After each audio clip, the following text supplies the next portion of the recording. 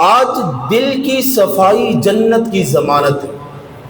حضرت امام احمد بن حنبل رحمۃ اللہ علیہ اپنی کتاب مسند امام احمد میں حضرت انس بن مالک رضی اللہ تعالی عنہ کی ایک روایت بیان فرماتے ہیں جو میں آپ کے سامنے رکھنا چاہتا ہوں۔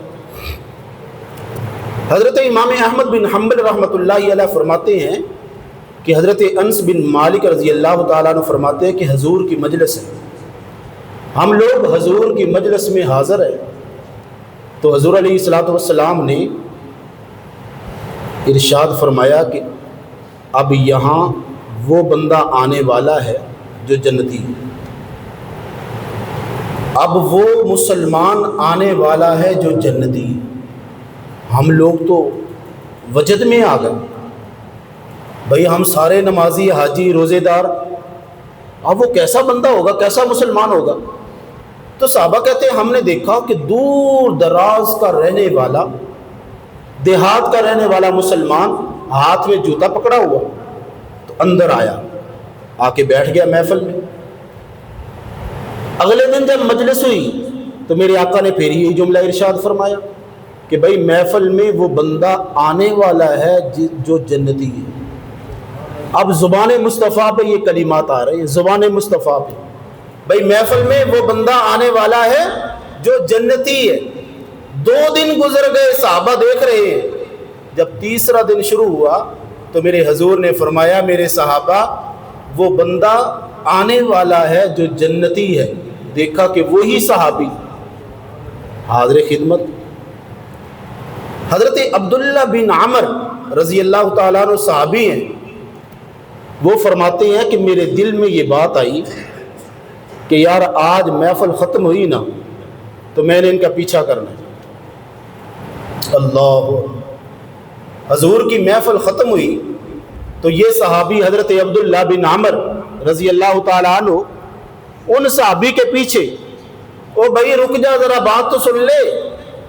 جی بھائی، حضور علیہ الصلوۃ والسلام نے آپ کے بارے میں یہ جنتی ہونے کا فرمایا ہے۔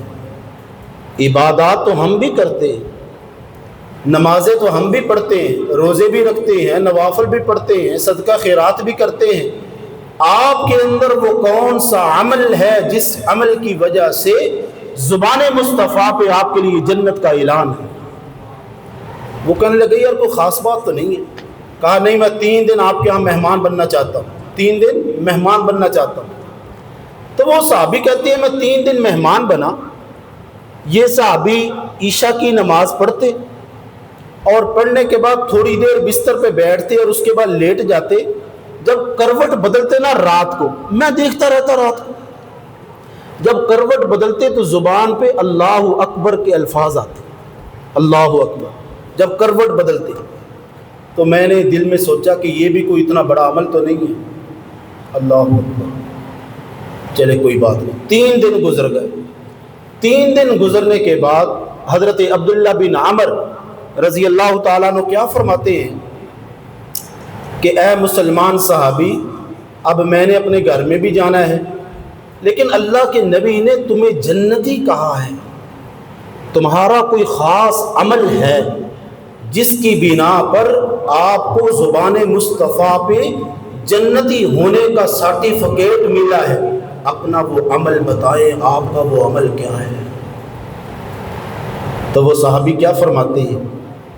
وہ صحابی فرماتے ہیں میرا کوئی خاص عمل نہیں ہے، بس میرا عمل یہ ہے کہ جب میں سوتا ہوں، سونے سے پہلے میں بستر پہ بیٹھتا ہوں تھوڑی دیر کے لیے تو میں اپنے دل کی صفائی کرتا ہوں، میں اپنے دل کی صفائی کرتا ہوں۔ اپنے دل سے اگر کسی مسلمان کا حسد ہے، بغض ہے، کینہ ہے، اگر کسی مسلمان نے مجھے تکلیف پہنچائی ہے، میں اس کو معاف کرتا ہوں اور اپنے دل کو پاکیزہ کر کے، صاف کر کے، اللہ کی رضا کے لیے معافی دے کر پھر میں سوتا ہوں۔